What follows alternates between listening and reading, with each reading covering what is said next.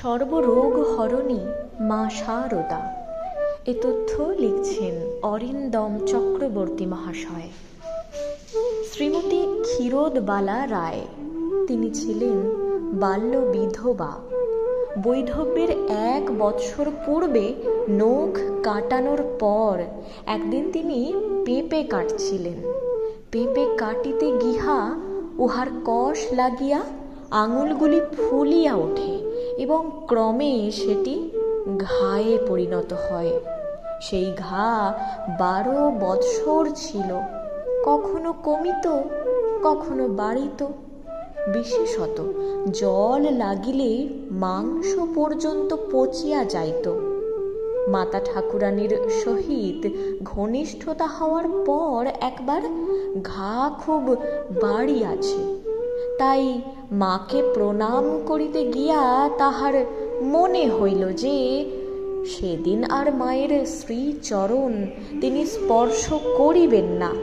কিন্তু অপর এক স্ত্রী ভক্তকে অঞ্চলে হাত ঢাকিয়া সন্তর্পণে পদধূলি লইতে দেখিয়া তাহারও ঐরূপ করিতে সাধ হইল।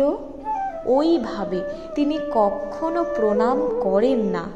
সুতরাং এইটুকু অস্বাভাবিকতা মায়ের দৃষ্টি কিন্তু এড়াইল না।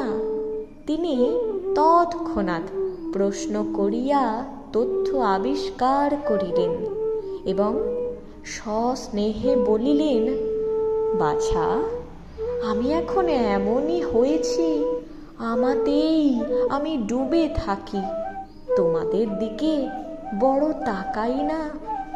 এই হাত দিয়ে ঠাকুর পুজো করো, এতেই রোগ ধরে রয়েছে।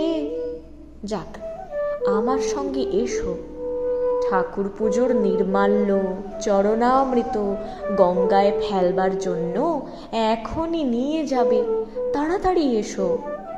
অন্য ঘরে গিয়া তিনি বলিলেন, ওই যে, ওই দেখো, কমণ্ডলুতে ওই সব রয়েছে, সবটা হাত এতে ডুবিয়ে দাও।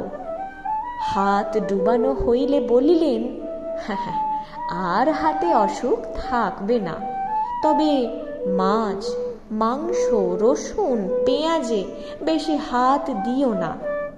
ওসব একেবারে না ধরেও তো পারবে না। এসব ঘাঁটাঘাঁটি করলেই একটু ফুটতে পারে। ঠাকুর পুজো তো রোজ করবে, একটু ফুটলেই ঠাকুরের চরণামৃত দিও। এই যে, এই বিধানটুকু মেনেই তিনি নিরোগ হলেন।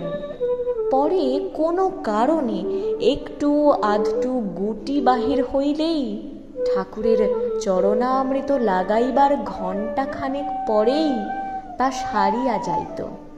জয় মা।